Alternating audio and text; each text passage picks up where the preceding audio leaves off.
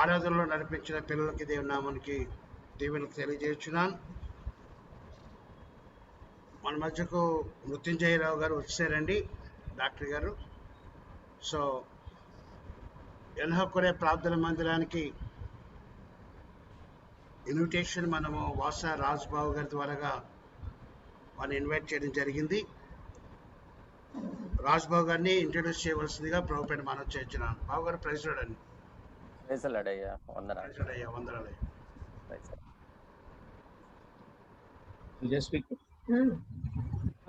అందరికి వందనాలు. మనం డాక్టర్ రావు గారుని పిలవగానే ఆయన వెంటనే యాక్సెప్ట్ చేస్తారు.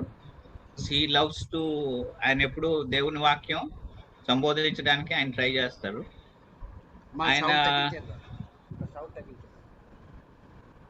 అంటే మనం మామూలుగా ఇప్పుడు నన్ను ఎవరన్నా వాక్యం చెప్పమంటే నేను ప్రిపేర్ అవ్వాలి, కానీ డాక్టర్ రావు గారు ప్రిపేర్ అవ్వాల్సిన అవసరం లేదు. ఆయన ఎప్పుడు మనం ఈ పలానా విషయం అని ఒక వాక్యం మనం చెప్తే వెంటనే హీ గోస్ ఆన్ గివింగ్ అంటే details. He will be breaking the word in such a way, అంటే he will make every effort that we should understand. మనకు అర్థం అవ్వాలా.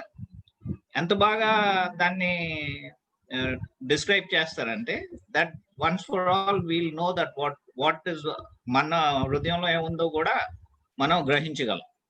అంత క్లియర్ గా ఆయన ఎక్స్ప్రెస్ చేస్తారు దేవుని వాక్యాన్ని. Is very thorough. అండ్ నేను చాలా సార్లు వెళ్ళి ఆయన దగ్గర కూర్చొని అడిగేవాడిని, ఇది ఏంటండి సార్, ఇదేంటండి సార్ అంటే ఈ గివ్స్ ద డిస్క్రిప్షన్. ఈ ప్రొఫెషనలీ ఆయన doctor, he is doctor by profession and he treats thousands of people. ఆ ట్రీటింగ్ చేసేటప్పుడు కూడా ఆయన వాక్యం కూడా పరిశీలన చేస్తుంటారు, వాక్య పరిచర్య కూడా చేస్తుంటారు. సాధారణంగా he will also speak about the Lord Jesus Christ. So every patient who comes, a patient ఆయన దగ్గరికి వస్తారో he will also know that Christ is going to do something for him. అంత చక్కగా ఆయన పేషెంట్స్ కూడా ట్రీట్ చేస్తారు. ఎవరు వెళ్ళినా వాళ్ళకి he gives the best treatment. ఆయన actually is a research scientist. Is ఆయుర్వేదంలో ఆయన రీసెర్చ్ సైంటిస్ట్ ఆయన, and he is holding a good post. He is the director and Bhubaneswari director. And ఇంకా పై పొజిషన్ కి వెళ్ళాలా, కానీ కొన్ని ప్రాబ్లమ్స్ అంటే పొలిటికల్ ఫీల్డ్ వల్ల he is unable to reach that climax. Otherwise he would have been somewhere else. He is still a director, but director is also very good post. It is not a small post. It is a very good post. And మనకి ఆయన దొరికారంటే it is a grace of God. ఆయన అంటే మనం easily approachable. ఇప్పుడు మామూలుగా doctor రావు గారిని ఎవరెవరు చూసారో వాళ్ళు వెళ్ళి కానీ ఇలా మేము పలానా చర్చ్ నుంచి వచ్చాం సార్ అంటే he will readily help them and he will give the best for them. So that is my great friend. So I'm very much also thankful to you sir that you have accepted and you have come here to just spread the word of God, break the word of God. Thank you sir. నేను ఒక మాట చెప్దాం అనుకుంటున్నాను. మన doctor రావు గారు మా ఊరు నుంచి వచ్చారు, పెరంగపురం, గుంటూరు పెరంగపురం వాస్తవ్యులు. వాళ్ళ పేరెంట్స్ అక్కడ వాళ్ళు. సో మేము ఈ విధంగా కూడా కనెక్ట్ అయి ఉన్నాం ఆయనతోటి.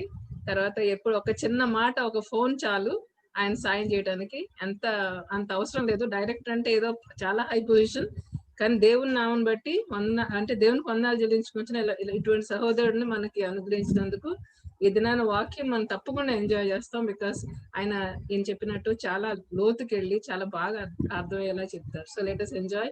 Praise the lord for everything. Thank you కన్నా. Over to you.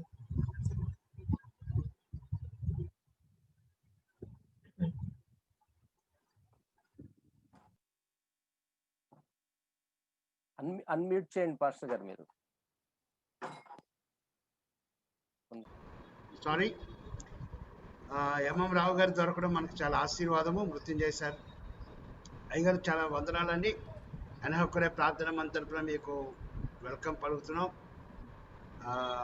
ఇదినా దేవుని యొక్క వర్తమానం అందించవలసిందిగా ప్రభుపేట మనం చేస్తున్నాం. Thank you sir. మొట్టమొదటిగా మన ప్రభు అయిన యేసుక్రీస్తు నామమునకు కృతజ్ఞతాస్తుతులు స్తోత్రములు చెల్లిస్తూ ఉన్నాను.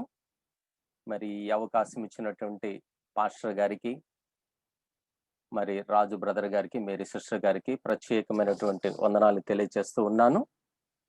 కూడి వచ్చిన మీ అందరికీ కూడా ప్రభు పేరట వందనాలు తెలియజేస్తూ ఉన్నాను. ఇది కేవలము దేవుని యొక్క ప్రేమ, దేవుని యొక్క కృప. ఈ దినాన మనందరం ఈ రీతిగా కలుసుకొని దేవుని యొక్క వాక్యాన్ని వినటానికి మనం కూడి ఉన్నాం. అందు నిమిత్తమే దేవునికి వందనాలు స్తోత్రములు చెల్లిస్తూ ఉన్నాను. అది చెప్పినటువంటి ఇంట్రొడక్షన్ కి ఏం చెప్పాలో తెలియదు. This only out of love they expressed all these words. Anyhow, I am very much thankful to you also. Without wasting much time, మనం దేవుని యొక్క వాక్యములోనికి వెళ్దాము. అయ్యా, మరి వాక్యాలు చదివి నాకు సహాయం చేయగలుగుతారా? మధ్య మధ్యలో మీరు అన్మ్యూట్ చేస్తే బాగుంటుంది. ఒకళ్ళిద్దరు ఎవరైనా ఇంటరాక్టివ్ టైప్ లో ఉంటుంది కాబట్టి ఇద్దరు ముగ్గురు ఎవరైనా అన్మ్యూట్ చేసుకోగలిగితే మధ్యలో నాకు కూడా కొద్దిగా ఎంకరేజ్మెంట్ గా ఉంటుంది. రాజు గారు, సిస్టర్ గారు వాళ్ళు కూడా అన్మ్యూట్ చేసుకోవచ్చు. ప్రభు నామానికి మహిమ కలుగును గాక. పరిశుద్ధ గ్రంథము నుండి యెషయా గ్రంథం 53వ అధ్యాయం, the book of Isaiah, chapter 53 verse 3, 3వ వచనం దయచేసి చదువుకుందాం. అతడు తృణీకరింపబడిన వాడు ఆయను, మనుషుల వలన విసర్జింపబడిన వాడును, వ్యసనాక్రాంతుడిగాను, వ్యాధిని అనుభవించిన వాడుగాను, మనుషులు చూడనల వాడిగాను ఉండెను.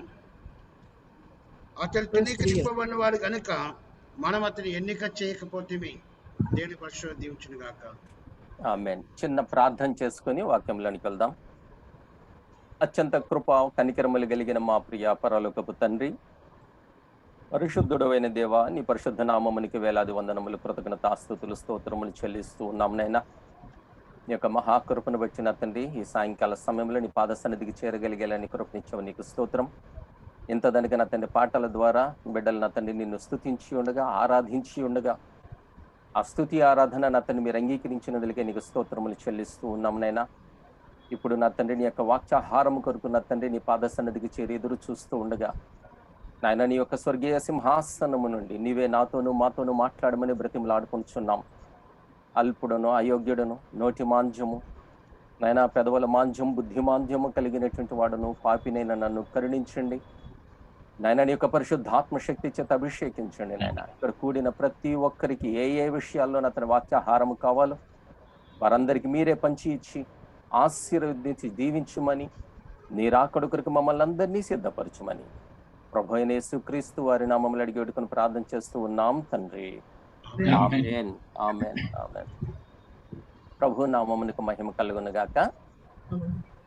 ఈ దినాన ప్రభు చిత్తమైతే ఒక మాటను గురించి మనం ధ్యానం చేసుకుందాం. ఇక్కడ యెషయా గ్రంథం 53:3లో రాయబడినటువంటి మాటలు యేసుక్రీస్తు ప్రభువుని గురించి చెప్పబడినటువంటిది. These are all prophetical words concerning Jesus Christ. ఇక్కడ ఆయన గురించి రాయబడిన 2 మాటలు ఏంటంటే, ఆయన తృణీకరింపబడిన వాడును ఆయను, విసర్జింపబడిన వాడును ఆయను, మనుష్యుల చేత విసర్జింపబడ్డాడు. He is despised and rejected of man. దీని గురించి కొన్ని నిమిషాలు మనం ధ్యానం చేసుకుందాం. దేవుని ప్రియులారా,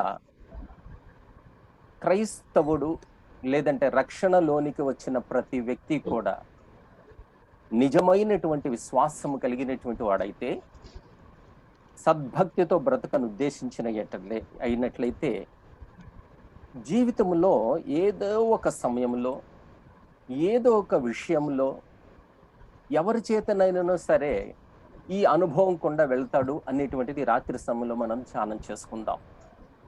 అనగా మన ప్రభు అయిన యేసుక్రీస్తు కూడా ఆయన జీవితాన్ని మనం పరిశీలించినట్లయితే అనేకమైనటువంటి పరీక్షలు, శోధనలు ఆయన యొక్క జీవితంలో వచ్చాయి. అయితే ఆ పరీక్షలు, శోధనలు ఏవైతే ఉన్నాయో అవి ఆఖరి దాకా ఆయనతో కూడా రాలేదు. ఆయనకి ఆకలేసింది, పరీక్ష, జీవితాంతం లేదు. దప్పికేసింది, జీవితాంతం లేదు.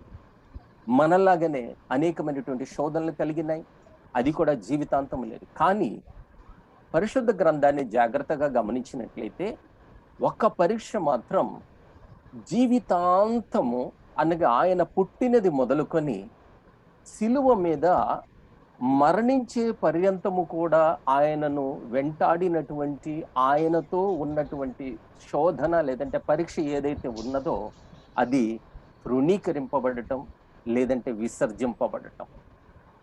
పరిశుద్ధ గ్రంథాన్ని మనం గమనించినట్లయితే లూకాసు సువార్త 2వ అధ్యాయం 7వ వచనం కనుక చదివినట్లయితే, నేను ఎప్పుడైతే చదవమంటానో అప్పుడు చదవండి, మిగిలిన నోట్ చేసుకుంటే తర్వాత మీరు ధ్యానం చేసుకోవచ్చు. ఎందుకంటే సమయాన్ని కూడా మనం చూసుకోవాలి కాబట్టి నేను ఎక్స్ప్లెయిన్ చేస్తాను.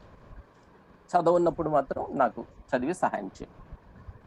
లూకాసు వార్త 2వ అధ్యాయం 7వ వచనం కన్నా మనం చదివినట్లయితే, ఆయన పుట్టిన తరువాత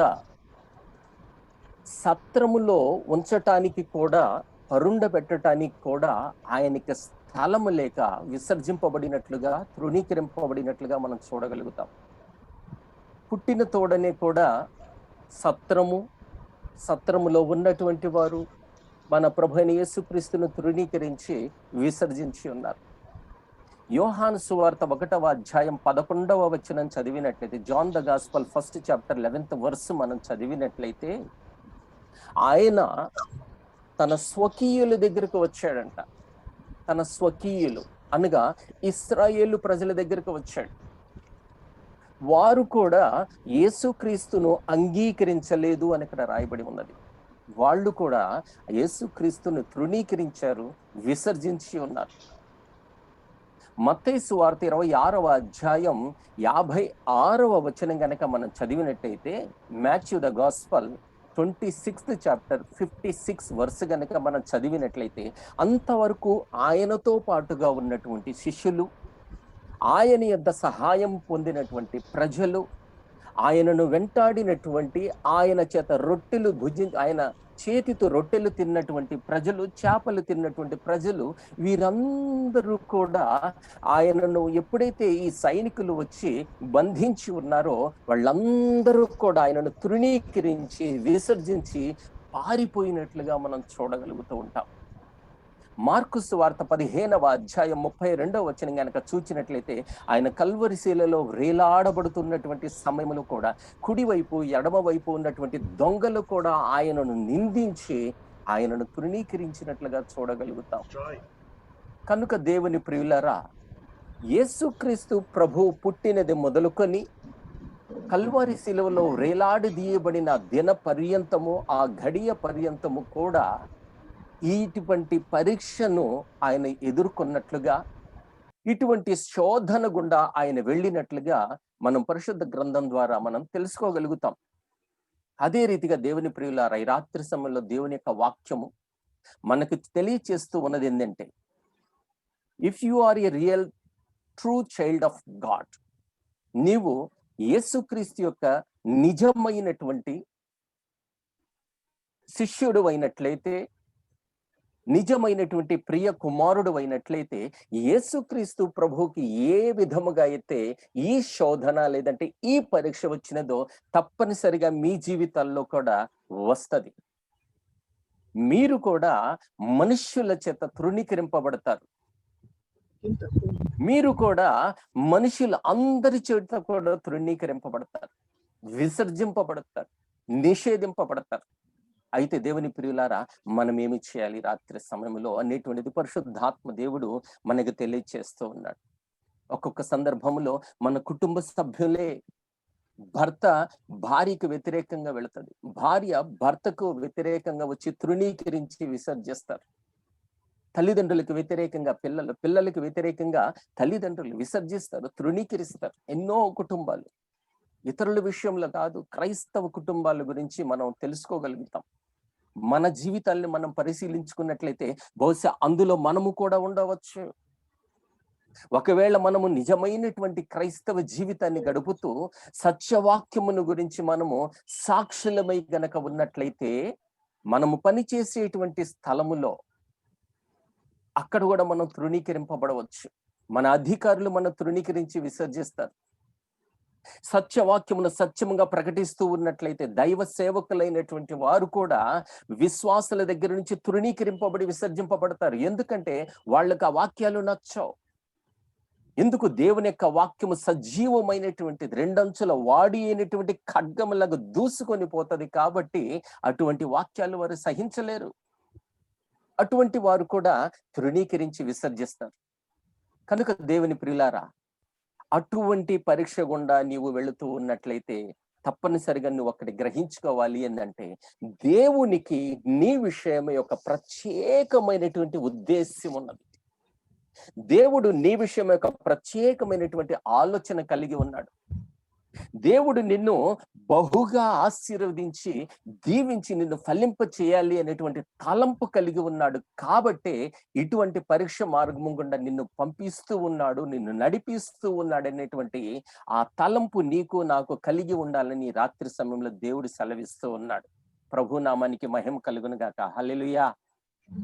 అందుచేతనే దేవుని ప్రియులారా, ఎప్పుడైతే ఇటువంటి పరీక్ష నీ జీవితంలో నా జీవితంలో కలుగుతూ ఉంటుందో, మనం ఏమి చేయాలి, ఏమి చేస్తే దేవుని యొక్క ఆశీర్వాదాలు మనం పొందగలుగుతాము అనేటువంటి విషయాలు ఈ రాత్రి సమయంలో మనం ధ్యానం చేసుకోనై ఉన్నాం.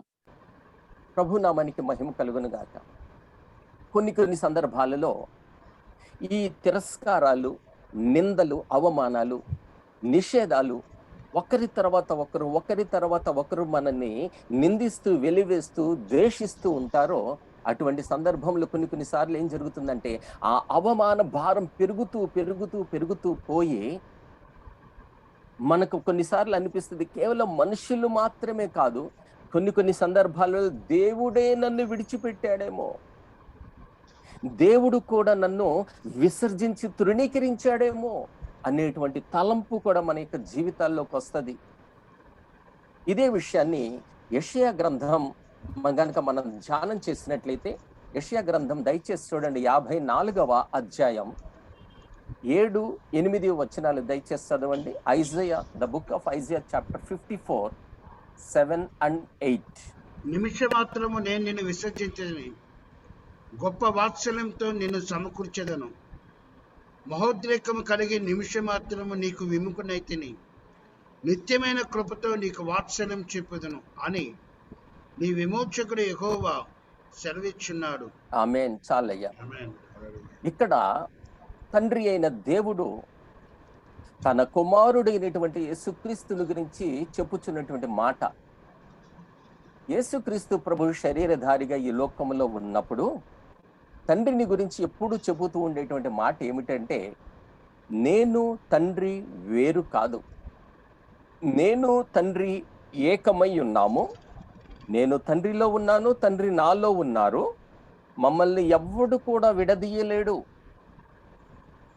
మా ఇద్దరి మధ్యలో ఎవరు కూడా రాలేరని చెప్పి సాక్ష్యం చెబుతూ ఉండేటువంటి యేసుక్రీస్తుని గురించి ఇక్కడ రాయబడినదేంది? నిమిషమాత్రమున నేను నిన్ను విసర్జించి తిని, నేను నీకు విముఖుడనైతిని. తండ్రి చెబుతూ ఉన్నాడు, నీకు నా ముఖాన్ని చూపించడానికి నాకు ఇష్టం లేదు, ఆ ముఖాన్ని తిప్పుకున్నా, నిన్ను విసర్జించున్నాను, నేను తృణీకరించి ఉన్నానని తండ్రి అయిన దేవుడు యేసుక్రీస్తు ప్రభుని గురించి చెబుతూ ఉన్నాడు. ఈ విషయం గ్రహించినటువంటి ప్రభుని యేసుక్రీస్తు మత్తయి సువార్త 27వ అధ్యాయం 46వ వచనం గనక చదివినట్లయితే, మాథ్యూ గాస్పల్ 27:27 వర్స్ 46లో ఒక మాట రాయబడి ఉన్నది. దయచేసి చదవండి. మత్తయి సువార్త 27వ అధ్యాయం 46వ వచనం.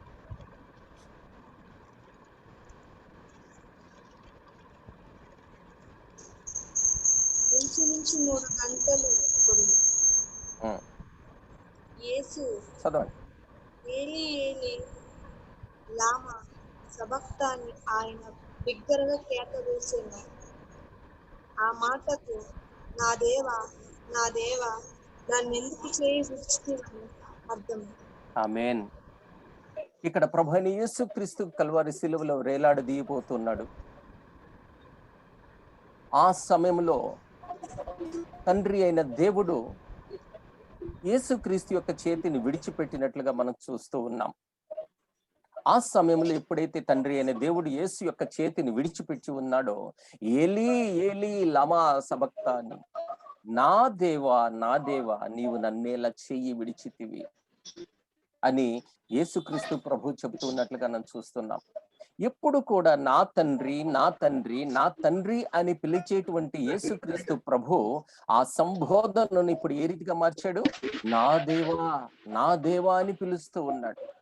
తండ్రి కుమారునికి ఉన్నటువంటి మధ్యలో ఉన్నటువంటి ఆ బాంధవ్యం తెగిపోయింది. ఆ రిలేషన్ కట్ ఆఫ్ అయిపోయింది. తండ్రి అయిన దేవుడు యేసుక్రీస్తుకు తన ముఖాన్ని చూపకుండా దూరం చేస్తూ ఉన్నాడు, త్రిప్పుకొని ఉన్నాడు. చేతిని విడిచిపెట్టి ఆయనను విసర్జించి వేసి ఉన్నాడు. ఎందుకు? కారణం ఏమిటి? అదే సమయాల్లో దేవుని యొక్క వాక్యాన్ని మనం గమనించినట్లయితే, దేవుని ప్రియులారా, సర్వలోకము యొక్క పాపమంతటిని కూడా యేసుక్రీస్తు ప్రభు తన యొక్క శరీరం మీద మోపుకొని మన శాపమునంతా కూడా ఆయన తీసుకొని శాపగ్రాహి అయిపోయి పాపముగా ఆయన కల్వారి శిలువలో తన యొక్క దేహమును వేలాడదీశాడు, శిలువకు మ్రానికి కొట్టాడు. పరిశుద్ధుడైనటువంటి తండ్రి పాపాన్ని చూడలేడు. ఈ లోకము యొక్క పాపం అంతా కూడా యేసుక్రీస్తు ప్రభు తన శరీరములో తీసుకొని శిలువ మీద వేలాడబడుచున్నటువంటి సమయంలో ఈ పాపమయమైనటువంటి యేసుక్రీస్తుకు విముఖుడై తండ్రి అయిన దేవుడు ఆయనను విడిచిపెట్టినట్లుగా మనం చూస్తూ ఉన్నాం. అందుచేత యేసుక్రీస్తు ప్రభు అంటున్నాడు, నువ్వెందుకు నా చెయ్యి విడిచావు? అదే రీతిగా దేవుని ప్రియులారా, మనము కూడా కొన్ని సందర్భాలలో ఇటువంటి పరీక్ష మార్గము గుండా వెళ్ళుచున్నటువంటి సమయంలో మనము కూడా అనుకుంటాం, తండ్రి అయిన దేవుడు కూడా నా చేతిని విడిచిపెట్టాడేమో, తండ్రి కూడా నన్ను విడిచిపెట్టాడేమో, ఇంత బరువైనటువంటి భారమైనటువంటి వేదనకరమైనటువంటి పరీక్షలో నేను వెళుతూ ఉన్నాను. నా భర్త నన్ను తృణీకరిస్తూ ఉన్నాడు, విసర్జిస్తూ ఉన్నాడు, నిషేధిస్తూ ఉన్నాడు. నా భార్య నన్ను తృణీకరిస్తూ నిషేధిస్తూ విసర్జిస్తూ తన ముఖాన్ని నాకు చూడకుండా ఉన్నది. ప్రభువా, నీవు కూడా నా మొర ఆలకించకుండా నీవు దూరంగా ఉన్నావా? నా చేతిని విడిచిపెట్టావా? నీ ముఖాన్ని నా కొరకు దాచుకొని దూరం చేసుకుంటున్నావని చెప్పేసి వేదనతోటి మనము కూడా అనేక సందర్భాల్లో దుఃఖించేటువంటి సందర్భాలు కూడా ఉంటాయి దేవుని ప్రియులారా. అందుచేతనే రాత్రి సమయంలో అటువంటి పరీక్ష గనక మనకు వచ్చినట్లయితే మనం ఒకటి ఆలోచించుకోవాలి దేవుని ప్రియులారా. ఎప్పుడైతే ఈ పరీక్ష గనక, ఈ విసర్జింపబడటం, తృణీకరించబడటం అనేటువంటి పరీక్ష నీ జీవితములు గనక వచ్చినట్లయితే దేవుని ప్రియులారా, దేవుడి నిన్ను ఒక అమూల్యమైనటువంటి వ్యక్తిగా తీర్చిదిద్దుతూ ఉన్నాడు. దేవుని దృష్టిలో నీవు ఒక అమూల్యమైనటువంటి కుమార్తెవుగా, కుమారుడుగా ఉన్నావు అనేటువంటి దానికి ఒక నిదర్శనమని నీవు గ్రహించాలి. నీవు ఆ సమయంలో ఏమి చేయాలి అనేటువంటి విషయాన్ని మనం ధ్యానం చేసుకోవాలి. దాని తర్వాత నేను చెప్తాను ఏమి చేయాలి అనేటువంటిది. ఎప్పుడైతే ఈ పరీక్ష గనక మన యొక్క జీవితంలో గనక వచ్చినట్లయితే, మనము ఈ పరీక్షను ఏ ప్రకారముగా మనం స్వీకరిస్తాము అన్న దాని మీద దేవుడిచ్చేటువంటి ఆ ధన్యత, ఆశీర్వాదాలు డిపెండ్ అయి ఉంటాయి. ఒకవేళ ఈ పరీక్ష మార్గము గుండా మనం వెళ్ళినట్లయితే ఇతరులందరూ కూడా, మనుషులందరూ కూడా మనల్ని తృణీకరించి విసర్జించేటువంటి సమయంలో మనము ఆ పరీక్షను ఏ రీతిగా తీసుకుంటూ ఉన్నాం? మంచి హృదయముతో, లేదంటే యథార్థ హృదయముతో దాన్ని మనం స్వీకరిస్తూ ఉన్నామా? లేదంటే ఈ పరీక్ష వచ్చినప్పుడు ఎవరి ద్వారా అయితే ఈ పరీక్ష వస్తుందో వారిని గొనుక్కుంటూ, వారిని తిట్టుకుంటూ, వారిని శాపనార్థాలు పెడుతూ, వారిని అసహించుకుంటూ ఉంటూ ఉన్నామా? ఈ రాత్రి సమయంలో పరిశుద్ధాత్మ దేవుడు మనకి హెచ్చరిక చేస్తూ ఉన్నది ఏంటంటే, అటువంటి పరీక్ష మార్గము గుండా నువ్వు వెళ్ళినప్పుడు యథార్థ హృదయముతో నువ్వు గనక స్వీకరించినట్లయితే దేవుని యొక్క ఆశీర్వాదాలు నీ మీద ఉంటాయి. దేవుడు నిన్ను గొప్పగా అభివృద్ధిలోనికి తీసుకువస్తాడు. అది కాకుండా ఒకరినొకరు గొణుకుకుంటూ, సణుగుకుంటూ, కంప్లైంట్స్ చేసుకుంటూ, డిసప్పాయింట్ అయిపోయి డిస్కరేజ్మెంట్ అవుతూ ఉన్నారనుకోండి, ఇటువంటి డిస్కరేజ్మెంట్ కంటిన్యూ అవుతూ అవుతూ అవుతూ ఆ భారము పెరిగిపోయి తట్టుకోలేక కొంతమంది సుసైడ్ కూడా చేసుకుంటారు. కానీ ఒకవేళ యథార్థ హృదయముతో కనుక అటువంటి ఆ శోధన పరీక్షలను మనం స్వీకరించినట్లయితే దేవుని యొక్క ఆశీర్వాదాలు మన మీదకి వస్తాయని చెప్పి దేవుని యొక్క వాక్యం సెలవిస్తూ ఉన్నది. ఒక్కసారి మన యొక్క జీవితాలను పరిశీలించుకుందామా? మనము కూడా ఈ రీతిగా ఎన్నో సార్లు లేదంటే కొన్నిసార్లు అయినా ఒక్కసారైనా ఇటువంటి పరీక్ష మన యొక్క జీవితంలోనికి వచ్చి ఉంటది. ఆ సమయంలో మనం గొనుక్కుని ఉన్నామా? మనం కంప్లైంట్స్ చేసామా? ఎవరి ద్వారా అయితే ఈ పరీక్ష వచ్చింది, ఎవరైతే మనల్ని నిందించి ఉన్నారో వారి విషయం మన యొక్క స్వభావం ఏ రీతిగా ఉన్నది ఒక్కసారి మనం గమనించుకోండి. ఆ రీతిగా మన యొక్క స్వభావం ఉన్నట్లయితే ఈ రాత్రి సమయంలో పరిశుద్ధాత్మ దేవుడు మనకి సెలవిస్తూ ఉన్నాడు, రిపెంట్, మారుమనస్సు పొందు, నీ యొక్క తప్పిదాన్ని ఒప్పుకో. నీవు నీ యొక్క తప్పిదాన్ని, నీ యొక్క పొరపాటును ఒప్పుకున్నట్లయితే దయామయుడైనటువంటి ప్రభు అయిన యేసుక్రీస్తు తప్పనిసరిగా నిన్ను క్షమించి మరలా ఆయన మనల్ని స్వీకరిస్తాడు. లేకపోతే మనందరము కూడా తప్పిపోతామని చెప్పి దేవుని యొక్క వాక్యం సెలవిస్తూ ఉన్నది. దేవుని ప్రియులారా మరొక్కసారి మనం గమనించుకున్నట్లయితే మనము యథార్థమైనటువంటి హృదయంతో మన ఈ పరీక్షను స్వీకరించినట్లయితే అనేకమైనటువంటి ధన్యతలు, అనేకమైనటువంటి ఆశీర్వాదాలు దేవుడు మన యొక్క జీవితాల్లో కలగజేస్తాడని తెలుసుకున్నాం. అందులో మొట్టమొదటిగా మన యొక్క స్వభావాన్ని ఆయన మారుస్తాడు, మన యొక్క గుణాన్ని మారుస్తాడు.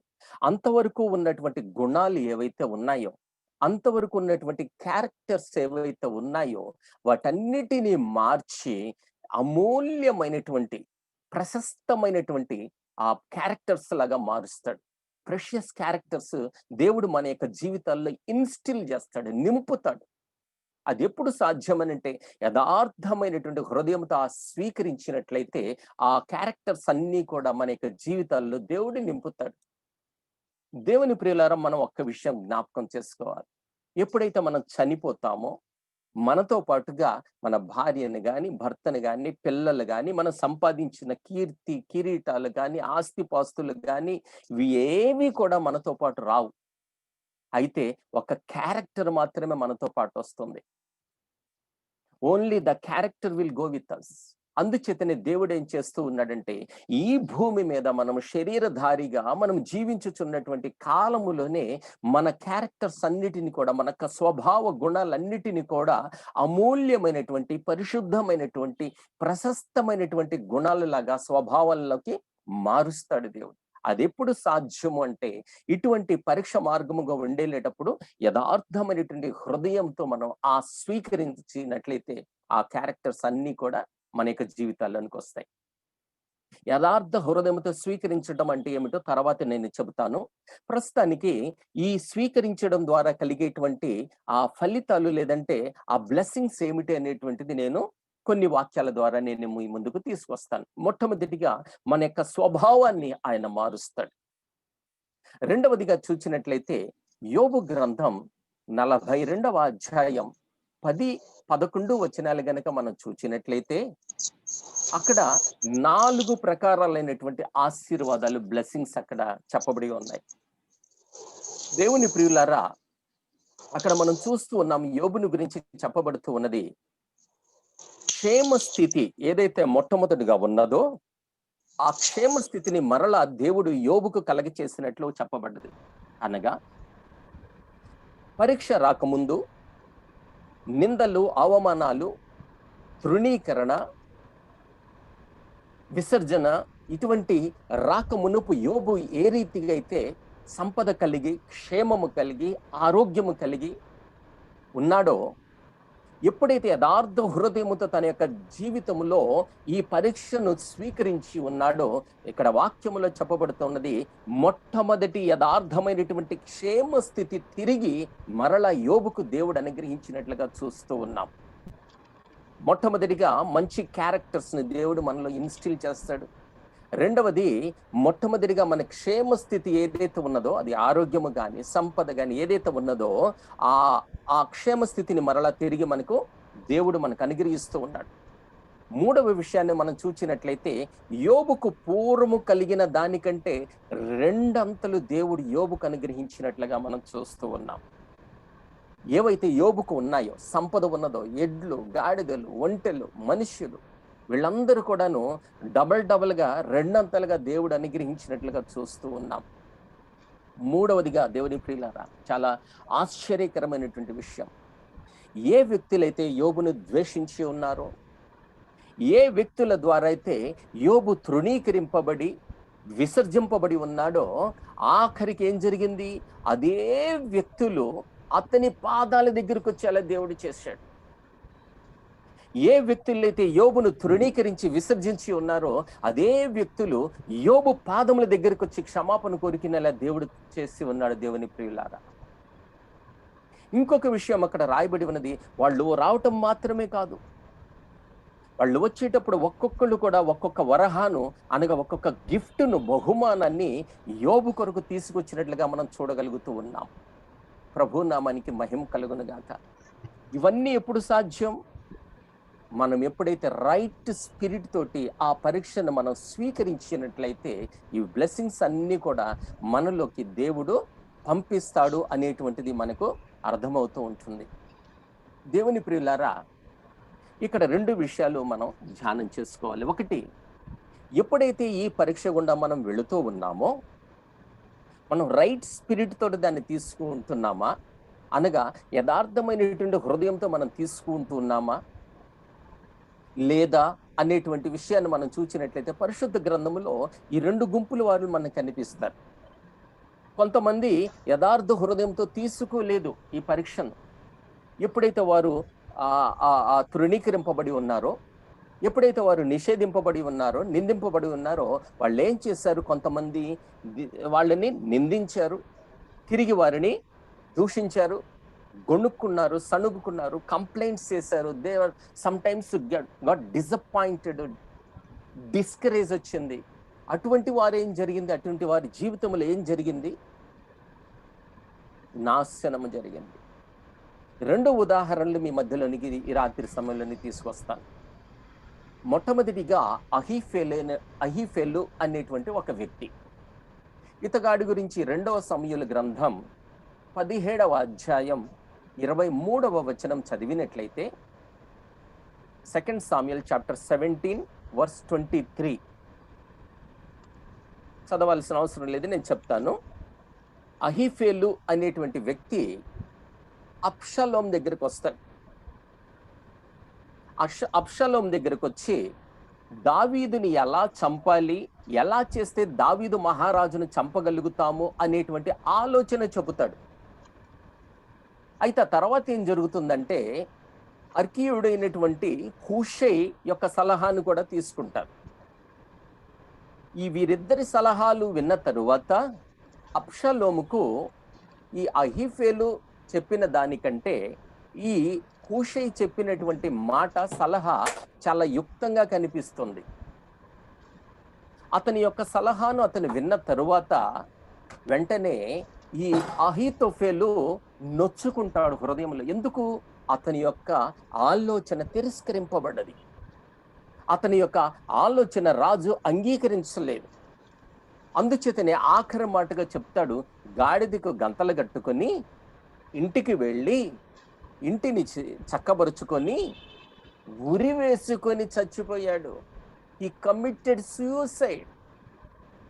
కనుక దేవుని ప్రియులారా, ఇటువంటి పరీక్ష ఎవరి జీవితములో అయితే వస్తుందో, గొణుకుతూ సణుగుతూ సరి అయినటువంటి హృదయముతో స్వీకరించలేరో అటువంటి వారిలో ఈ భారము పెరిగి పెరిగి చివరికి వారి యొక్క నాశనానికి వస్తుంది. 2వ వ్యక్తిని కూడా మనం చూస్తాం, సౌలు. మొట్టమొదటి ఇశ్రాయేలు యొక్క రాజు. ఒక సందర్భంలో దావీదు సౌలు వస్తూ ఉన్న సమయంలో ఆ యెరూషలేము స్త్రీలు గాన ప్రతిగానాలు చేస్తూ ఉంటారంట. సౌలు 1000 కొలదిగా హతము చేశాడు, దావీదు 10,000 కొలది హతము చేశాడని చెప్పేసి స్త్రీలు పాడుతూ ఉంటే సౌలు తన హృదయంలో నొచ్చుకున్నాడు, వేదన చెందాడు. ఇది తనకు తిరస్కారముగా ఫీల్ అయ్యాడు. వారందరూ కూడా నాకు వ్యతిరేకంగా మాట్లాడుతున్నారనేటువంటి భావన చేత తన యొక్క హృదయం ఏ రీతిగా అయిపోయింది? ఇప్పుడు విషపూరితమైపోయినది అని చెబుతున్నాడు. 1 సమూయేలు గ్రంథం 18వ అధ్యాయం 6 నుండి 9 వచనాల్లో రాయబడి ఉన్నది. ఆ దినము నుండి దేవుడు సౌలుని విసర్జించినట్లుగా కూడా మనం చూస్తూ ఉంటాము. దావీదును ఏ రీతిగా చంపాలి అనేటువంటి విషపూరితమైనటువంటి ఆలోచనలు తన యొక్క జీవితంలో పొంది చివరికి తానే నాశనమైపోయినట్లుగా మనం చూస్తాం దేవుని ప్రియులారా. కనుక ఎవరైతే ఈ పరీక్ష గుండా వెళుతూ ఉంటారో, ఎవరైతే తిరస్కరింపబడుతూ నిషేధింపబడుతూ ఉంటారో అటువంటి వారు కనుక స్వచ్ఛమైనటువంటి హృదయముతో ఆ పరీక్షని స్వీకరించకుండా పోయినట్లయితే, ఏ రీతిగా అయితే అహితోఫేలు చనిపోయిన రీతిగా, ఏ రీతిగా అయితే సౌలు నాశనమైపోయాడో అదే రీతిగా మనము కూడా నాశనమైపోతాం. జాగ్రత్తగా ఉండాలి. ఆన్ ద అదర్ హ్యాండ్, రెండవ వైపు మనం చూసినట్లయితే బైబిల్ గ్రంథంలో కొంతమంది భక్తులు ఉన్నారు. అటువంటి వారు ఈ పరీక్ష గుండా వెళ్ళినప్పుడు ఎంతో సద్హృదయముతో, యథార్థమైనటువంటి హృదయముతో వాళ్ళు స్వీకరించినట్లుగా మనం చూస్తూ ఉన్నాం. ఎప్పుడైతే వారు యథార్థ హృదయంతో స్వీకరించి ఉన్నారో వెంటనే దేవుడు వారందరినీ కూడా ఆశీర్వదించి వారి యొక్క పొజిషన్స్ ని ఎగ్జాల్ట్ చేసి గొప్ప స్థితికి తీసుకువెళ్ళినట్లుగా మనం చూడగలుగుతాం. అందులో కొంతమంది యోసేపు అన్నలు వాళ్ళందరూ కూడా యోసేపు మీద పగబట్టి నీళ్లు లేనటువంటి గుంటలో తోశారు.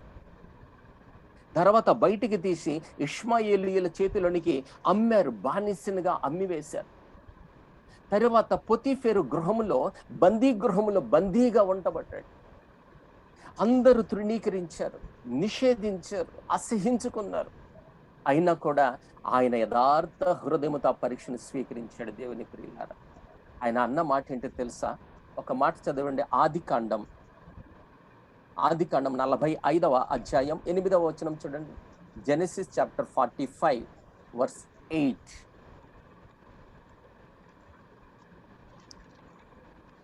ఆదికాండం 45వ అధ్యాయం 8వ వచనం.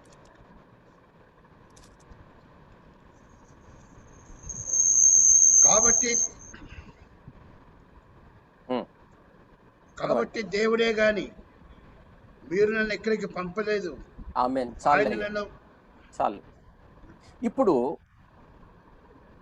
పరీక్ష వచ్చేటప్పుడు రైట్ స్పిరిట్ తోటి మనం అంగీకరించటం ఎలా అన్న విషయాన్ని ఒకదాని తర్వాత ఒకటి మనం ధ్యానం చేసుకుందాం. What is the meaning of taking in to a right spirit? యథార్థ హృదయంతో తీసుకోవటం అంటే ఏమిటి? ఇప్పుడు జోసెఫ్ జీవితంలో మనం చూస్తాం. అందరూ తృణీకరించారు, విసర్జించారు, అసహించుకున్నారు, చివరికి చంపటానికి కూడా ప్రయత్నం చేశారు. తండ్రి దగ్గరికి వెళ్ళి చచ్చిపోయాడని చెప్పేసి అబద్ధం కూడా ఆడారు. పొతీఫెరు భార్య కూడా అతని మీద నెపం వేసి చెరసాలలో పడవేసి అన్నది. ఇన్ని జరిగినా కూడా జోసెఫ్ ఏం చెప్తున్నాడు ఇక్కడ? దేవుడే కానీ మీరు నన్ను ఇక్కడికి పంపలేదు. హల్లెలూయా. ఇటువంటి పరీక్ష నీ జీవితంలో, నా జీవితంలో గనక వచ్చినట్లయితే మనం ఏమి చేయాలి? ఇప్పుడు మీరు కాదు విసర్జించింది, మీరు కాదు నన్ను దూషించింది, ఇది దేవుని వలననే కలిగినది. దేవునికే స్తోత్రము కలుగునుగాక. అది రైట్ హార్ట్ తోటి యాక్సెప్ట్ చేయటం అన్నమాట. అందుచేతనే ఎటువంటి శోధన మన జీవితంలో కలిగినప్పుడు మనము దానిని దేవుడే చేసినట్లుగా మనము గనక స్వీకరించినట్లయితే దానినే రైట్ స్పిరిట్ తోటి మనం యాక్సెప్ట్ చేసినట్లు అర్థం. లేదంటే మనం అహితోఫేలులాగా, సౌలులాగా మర్మర్ తోటి, కంప్లైంట్స్ తోటి, డిసప్పాయింట్మెంట్స్ తోటి, డిస్కరేజ్మెంట్స్ తోటి మనము కూడా మన యొక్క జీవితాల్ని నాశనం చేసుకునేటువంటి వారముగా ఉంటాం. రెండవదిగా మనం చూసినట్లయితే 118వ కీర్తన, దయచేసి చూడండి. 118, 118 సామ్ 22, 23, 24. దయచేసి ఈ వచనాలు చదవండి. 118 సామ్ 22, 23, 24. ఇల్లు కట్టువాని నిషేధించిన రాయి 118. చదవండి అమ్మా. ఇల్లు కట్టువారు నిషేధించిన రాయి మూలకు తలరాయి ఆయను. అది యెహోవా వలన కలిగినది, అది మన కనులకు ఆశ్చర్యము. ఇది యెహోవా ఏర్పాటు చేసిన దినము, దీని యందు మేము ఉత్సహించి సంతోషించదు. చాలు చాలు. జాగ్రత్త యొక్క వాక్యాన్ని గమనించండి. ఆంధ్రాలో పెళ్లి కార్డుల మీద ఈ 23వ వచనాన్ని రాస్తా ఉంటారు. మా పెళ్లి కార్డు మీద కూడా పెద్దలు అట్లనే రాశారు. ఏం రాశారు? ఇది యెహోవా వలన కలిగిన కార్యము, అది మన కన్యలకు ఆశ్చర్యం. చూడండి, కానీ ఇది యేసుక్రీస్తు ప్రభువుని గురించి చెప్పబడినటువంటి ప్రాఫెటికల్ మెసేజ్. ఇది ఇక్కడ ఏం చెబుతూ ఉన్నాడు? అది అనగా పైన చెప్పబడినటువంటి మాట ఏదైతే ఉన్నదో 22వ వచనములో, అది యెహోవా వలన కలిగినది. అది యెహోవా వలన కలిగినది, మనుష్య మాత్రుల చేత కలిగినది కాదు. ఏమిటది? మనుషుల వలన కలగలేదు, దేవుని చేత కలిగినది ఏమిటి? అక్కడ ఒక నిషేధన కలుగుతూ ఉన్నది.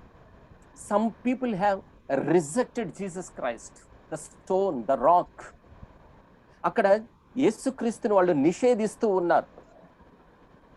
నిషేధానికి గురి అయినటువంటి, తృణీకరణకు గురి అయినటువంటి యేసుక్రీస్తుని గురించి చెప్పబడుచున్నటువంటి మాట ఏమిటి ఇక్కడ? ఇది యెహోవా వలన కలిగిన కార్యము. రిజెక్షన్, డిస్పైస్మెంట్స్, ఇవన్నీ కూడా మనుషుల వలన కలిగినది కాదు, యెహోవా వలన కలిగినది. అది యెహోవా ఏర్పాటు చేసినటువంటి దినమది. ఆ దినము నీ కొరకు, నా కొరకు దేవుడే ఏర్పాటు చేశాడు. ఆ సమయాన్ని, ఆ పరిస్థితిని దేవుడే మన యొక్క జీవితాల్లో ఏర్పాటు చేశాడు. ఏమిటది ఏర్పాటు? మనుష్యులు నిన్ను తృణీకరిస్తారు, భార్య నిన్ను తృణీకరిస్తుంది, భర్త నిన్ను తృణీకరిస్తారు, నిన్ను నిషేధిస్తారు. నీ స్నేహితులు, నీ బంధువులు, నీతో నడిచినటువంటి వారు, వీళ్ళందరూ నిన్ను తృణీకరిస్తారు. అది యెహోవా వలన కలిగిన కార్యము. ఇప్పుడు రైట్ స్పిరిట్ అంటే ఏమిటి? నిషేధానికి గురి అయినటువంటి నేను, నీవు ఇప్పుడు ఏమి చేయాలి? 24వ వచనంలో రాయబడి ఉన్నది. 24వ వచనం, if you have, I have the right spirit. మనం ఏమి చేస్తాం ఇప్పుడు? ఏమి చేయాలి? దీని యందు మనం ఉత్సహించి సంతోషించదాం. ఆమేన్, హల్లెలూయా. దీని యందు అంటే ఎప్పుడైతే ఈ పరీక్ష వచ్చినదో, ఆ పరీక్ష యందు ఇప్పుడు మనం ఏం చేస్తామంట? ఉత్సహించి ఒక్కసారి ఆలోచిద్దామా? ఎన్నిసార్లు మనల్ని ఎంతమంది తిట్టి ఉంటారు, ఎంతమంది కోప్పడి ఉంటారు, దూషించి ఉంటారు. సంతోషించి ఆనందించిన వాళ్ళు హల్లెలూయా చెప్దామా?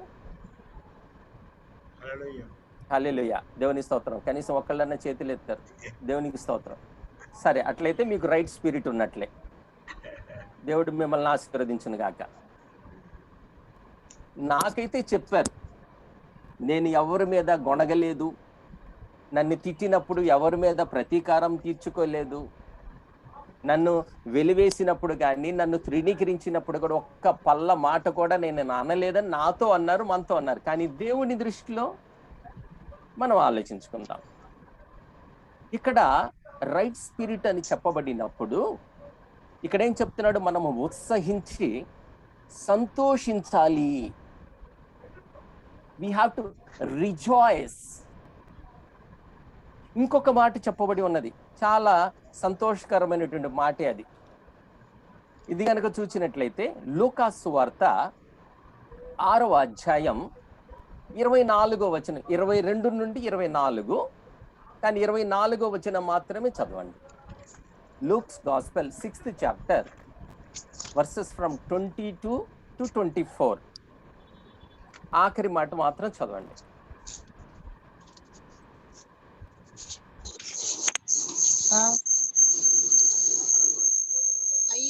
23 చదవండి. ఇదిగో మీ ఫలము పరలోకమందు గొప్పదయ్యుండును. వారి కొద్దిగా ముందు పితరుల నుంచి ప్రవక్తలకు ఆ అదే దినమున విధంగా చేసి 23వ వచనం, ఆ దినమందు ఆ దినమందు మీరు సంతోషించి గంతులు వేయుడి. ఏ దినమందు? ఇదిగో మీ ఫలం పరలోకమందు గొప్పదై ఉండును. ప్రభు నామానికి మహిమ వారు కలుగును గాక. చాలు చాలు చాలండి. ఆ దినమందు, ఆ దినం అంటే ఏంటి? పైన చెప్పాడు అనమాట. మిమ్మల్ని తృణీకరిస్తారు, మిమ్మల్ని ద్వేషిస్తారు, మిమ్మల్ని కొడతారు, తిడతారు, మిమ్మల్ని వెలివేస్తారు, మిమ్మల్ని తృణీకరిస్తారు. They will reject you. ఆ దినమందు ఏం చేయాలి? సంతోషించి గంతులు వేయాలి. ఎంతమంది వేసారు గంతులు? ఎవరైనా గంతులు వేసారా? నేను చెప్పడం లేదు కదా, దేవుని యొక్క వాక్యమే చెప్తాను. ఎవరన్నా మనల్ని తిట్టినప్పుడు దేవానికి స్తోత్రం అని గంతులేశారు ఎవరన్నా? ఎవరన్నా మనల్ని కొట్టడానికి వచ్చారు, నిందించారు, అవమానించారు. సపోజ్ భార్యాభర్తల మధ్యలో ఏదైనా కీచులాట అయింది అనుకోండి, దేవానికి స్తోత్రం, నా భర్త నన్ను కొట్టాడు, దేవానికి స్తోత్రం అని గంతులేశారు ఎవరన్నా? గంతులు వేయలేదంటే మనలో రైట్ హార్ట్ ఇంకా లేదని అర్థం. అటువంటి యథార్థ హృదయం నీలో నాలో లేదని అర్థం. అందుచేత నీ రాత్రి సమయంలో దేవుడు సెలవిస్తూ ఉన్నది ఏమిటంటే, నీలో గనక యథార్థ హృదయం ఉన్నదో లేదో నీవు పరీక్ష చేసుకో. ముందు నువ్వు పరీక్ష చేసుకొని ఒకవేళ నీ మనస్సాక్షి నీ మీద నిందారోపణ చేసినట్లయితే క్షమాపణ కోరుకో. ఈ రాత్రి సమయంలో దేవుడు సెలవిస్తున్నటువంటి మాట. మనం ఏమి చేయాలి? Right heart. అటువంటి నింద, అటువంటి అవమానాలు, తృణీకరణ, రిజెక్షన్స్, ఇటువంటివన్నీ వచ్చినప్పుడు మనం సంతోషించాలి, ఉత్సహించాలి, గెంతులు వేయాలి. ప్రభునామానికి మహిమ కలుగును కాక. ఎప్పుడైతే ఇది మనలో కనిపిస్తుందో అప్పుడే మనము దేవుని ఎడల యథార్థ హృదయం కలిగి ఆ పరీక్షను స్వీకరించగలిగినటువంటి వారం అవుతాం. తద్వారా మనలో మన యొక్క స్వభావము అమూల్యమైనటువంటి ప్రశస్తమైనటువంటి స్వభావముగా మార్చబడుతూ ఉంటుంది. ప్రభునామానికి మహిమ కలుగును కాక. ఇంకొక విషయం, రైట్ హార్ట్ మనలో ఉందో లేదో, లేదంటే రైట్ హార్ట్ యథార్థమైనటువంటి హృదయం, లేదంటే రైట్ స్పిరిట్ మనలోనికి రావాలంటే ఇంకా మనమేమి చేయాలి? ఇక్కడ చూస్తూ ఉన్నాం. యోబు గ్రంథం 42వ అధ్యాయం 10వ వచనం గనక చదివినట్లయితే, Job, the book of Job 42:10 గనక చదివినట్టయితే, ఎవరైతే యోబును నిందించారో, తృణీకరించారో, నిషేధించి ఉన్నారో, నిందలు మోపారో, యోబు ఏం చేస్తున్నాడో తెలుసా? వారందరి గురించి ప్రార్థన చేస్తూ ఉన్నాడు. మనలో రైట్ స్పిరిట్ గనక ఉన్నట్లయితే మనం ఏమి చేయాలి? ఇప్పుడు మనల్ని నిందించేటువంటి వారికి, మనకి వ్యతిరేకంగా మాట్లాడుచున్నటువంటి వారందరి విషయమై ఇప్పుడు మనం ఏం చేయాలి? ప్రార్థన చేయాలి. ఏమని ప్రార్థన చేయాలి? అయ్యా, నా భర్త నన్ను నిందించి తృణీకరించాడు, వాస్తవమే, కానీ ఆయనను నేనేమి అననయ్యా, ఆమెను నేనేమి అనను. ఎందుకు? ఇది నీ వలన కార్యము అని నేను గ్రహిస్తూ ఉన్నానయ్యా, నేను స్వీకరిస్తూ ఉన్నాను. ఆయనను క్షమించు, నన్ను కూడా క్షమించు. ఆయన నన్ను తిడుతున్నాడంటే, ఆమె నన్ను తృణీకరిస్తూ ఉన్నదంటే ఏదో నాలో ఏదో ఒక కారణం ఉండాలి కదా. ఉత్తి కారణాన్ని నన్ను ఎందుకు తిడతాడు? ఉత్తి కారణానికి ఉత్తినే ఊరికి తిట్టానని ఎవరని అంటారా? ఏదో నాలో కూడా అతనికి లేదంటే ఆమెకి ఆయాసకరమైనటువంటి విషయం నాలో ఏదో ఉండుంటుంది. అయ్యా క్షమించయ్యా, వారిని క్షమించు, నన్ను కూడా క్షమించు. యోబు ప్రార్థన చేశాడు. అదే రీతిగా మన రైట్ స్పిరిట్ కనుక మనలో ఉన్నట్లయితే మనము కూడా ప్రార్థన చేస్తాం. ఇంకొక విషయాన్ని మనం చేస్తాం. 2వ తిమోతి 2 తిమోతి 4వ అధ్యాయం 16వ వచనం కనుక మనం చదివినట్లయితే అక్కడ అపోస్తలుని పౌలు చెబుతూ ఉన్నాడు. అపోస్తలుని పౌలును కూడా అందరూ తృణీకరించారు. ఆసియా ఖండంలో ఆయన ఎక్కడెక్కడైతే సువార్తని చెప్పాడో అక్కడ ప్రజలు కూడా వ్యతిరేకంగా నిలబడి ఉన్నారు, నిందలు మోపుతూ ఉన్నారు. అయినను సరే ఆఖరిగా అపోస్తలుని పౌలు ఏం చెప్తున్నాడో తెలుసా? అయ్యా, వారి మీద నేరము మోపకునైనా, 2వ తిమోతి 4:16 ఆఖరిలో చెప్తున్నాడు. 15-16 కనుక చదివినట్లయితే అక్కడ చెప్తున్నాడు, వారి మీద నిందన మోపకునయ్యా, అతని విషయమే నువ్వు జాగ్రత్తగా ఉండము. చాలండి, చాలు, నేను చెప్తాను, తర్వాత నువ్వు చేసుకో. ఇప్పుడు మనలో కనుక రైట్ స్పిరిట్, యథార్థమైనటువంటి హృదయం కనుక ఉన్నట్లయితే మనం ఏం చేస్తాం? ఇప్పుడు నిందను మోపము, క్షమిస్తాం, నిందను మోపం. ఫలానా వ్యక్తి అలా చేశాడు, ఫలానా సహోదరి అలా చేసింది, నిందలు మోపం. నిందలు మోపితే మనలో రైట్ స్పిరిట్ లేదని అర్థం. కనుక దేవుని ప్రియులారా, మనము ప్రభువైన యేసుక్రీస్తుని గనక మనం చూచినట్లయితే ఆయన విషయంలో ఈ రైట్ స్పిరిట్ ఏమిటి అనేటువంటిది మనకు తెలుస్తుంది. దానికంటే ముందుగా యోబుని గురించి కొద్దిగా మనం ధ్యానం చేసుకున్నట్లయితే ఇంకా గొప్పగా మనకు అర్థమవుతుంది అనమాట. దయచేసి యోబు గ్రంథం, the book of Job 19th chapter 13 నుండి 19 కనుక మనం ధ్యానం చేసినట్లయితే నోట్ చేసుకోండి, నేను ఎక్స్ప్లెయిన్ చేస్తాను.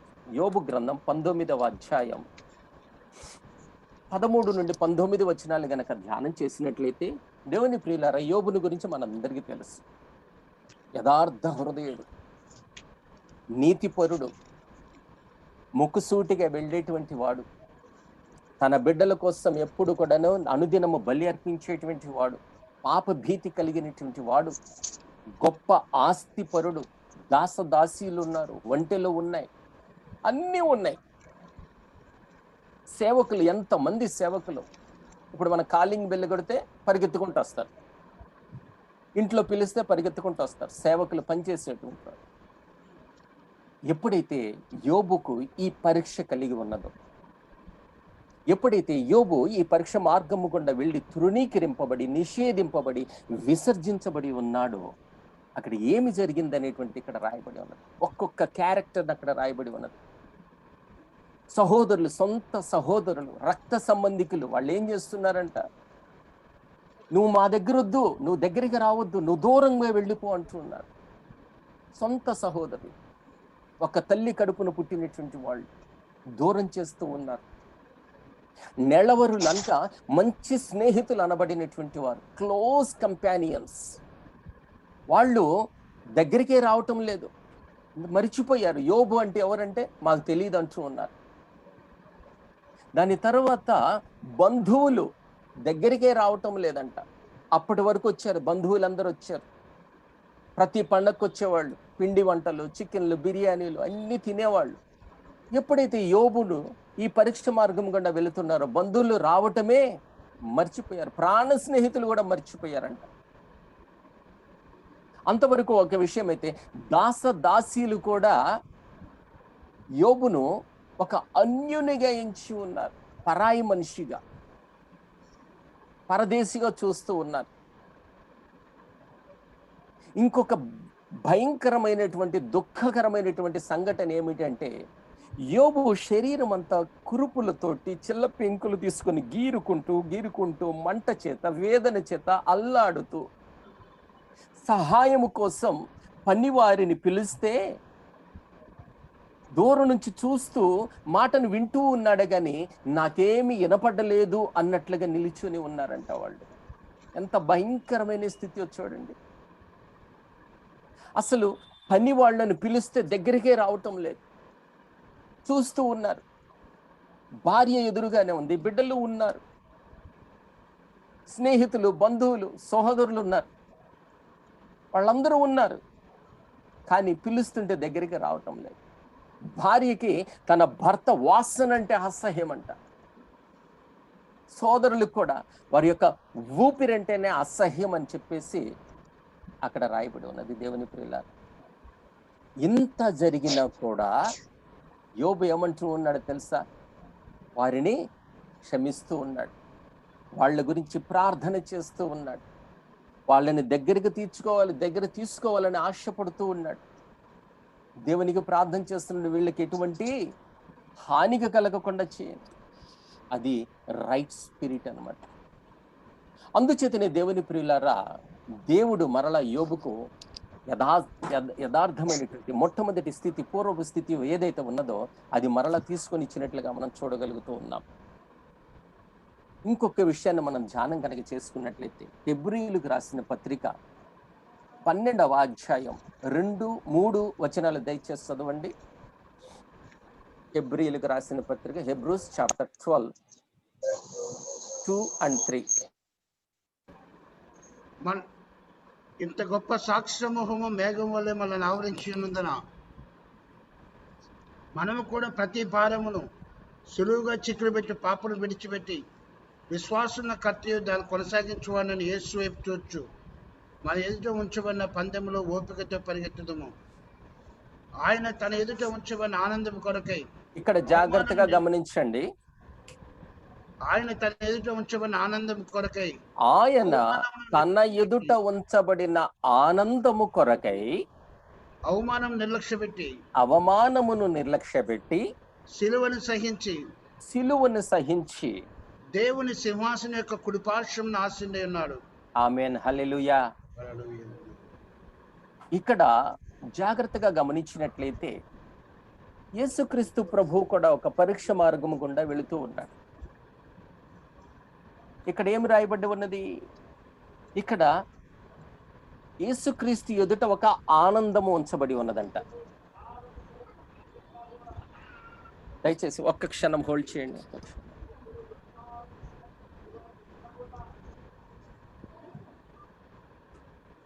యేసుక్రీస్తు ఎదుట ఒక ఆనందము ఉంచబడి ఉన్నది.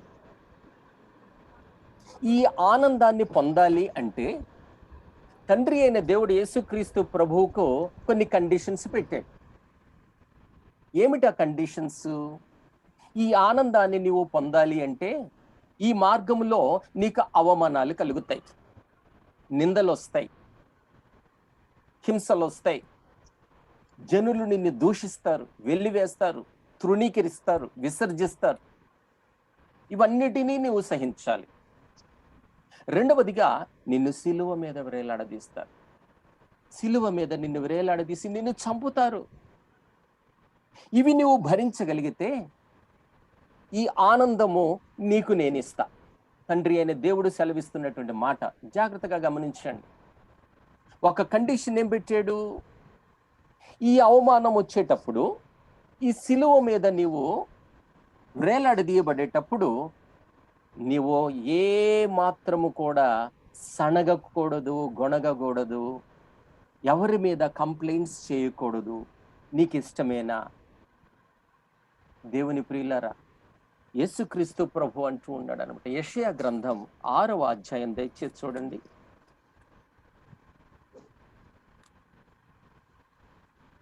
యెషయా గ్రంథం 6వ అధ్యాయం 8వ వచనం. Isaiah chapter 6 verse 8. నేను ఎవరిని పంపెదను, మా నిమిత్తము ఎవడు పోవునని ప్రభు సెలవీయగా వింటిని. అంతని నేను చిత్తగించము, నేనున్నాను, నన్ను పంపమనగా. చాలు. ఇది యెషయా రాస్తూ ఉన్నప్పటికీ కూడా ఇట్స్ ఎ ప్రొఫెటికల్ మెసేజ్, ప్రవచనాత్మకమైనటువంటి ఒక వాక్యం మన ప్రభు అయిన యేసుక్రీస్తుది. తండ్రి అయిన దేవుడు చెప్తూ ఉన్నాడు, మా నిమిత్తం ఎవరు వెళ్తారు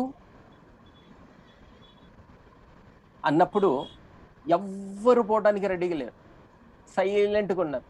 అప్పుడు యేసుక్రీస్తు ప్రభు అంటున్నాడు, ఇదిగో నేనున్నాను, నన్ను పంపించు. వధకు తేబడేటువంటి గొర్రె పిల్లలాగా మౌనముగా ఆయన సహించినట్లుగా దేవుని యొక్క వాక్యములో రాయబడి ఉన్నది. దేవుని ప్రియులారా, అందుచేతనే యేసుక్రీస్తు ప్రభువుని గురించి ఇక్కడ రాయబడుతూ ఉన్నది. నీవు అవమానం వస్తాయి, నిందలు వస్తాయి, తిరస్కారాలు వస్తాయి, నీవు సిలువ మీద మోయబడాలి, వేలాడదీయబడాలి, సిలువ మీద చంపబడాలి. అయితే ఇవన్నిటిని కూడా నువ్వు సహించినట్లయితే ఈ ఆనందము నీకిస్తా. దేవుని ప్రియులారా, ఆ ఆనందము కొరకే, ఆ ఆనందమును సొంతము చేసుకునే నిమిత్తం యేసుక్రీస్తు ప్రభు ఈ అవమానాలు ఇవన్నిటినీ నిర్లక్ష్యపెట్టి సిలువను సహించినట్లుగా మనం చూస్తూ ఉన్నాం. అసలు ఏమిటి ఈ ఆనందం? ఏమిటి దేవుడు యేసుక్రీస్తుకి ఇచ్చినటువంటి ఆనందం ఏమిటి అనిగానే మనం చూచినట్లయితే 1 తెస్సలోనికి రాసిన పత్రిక 2వ అధ్యాయము 20వ వచనం దయచేసి చూడండి. 1 Thessalonians chapter 2 verse 20.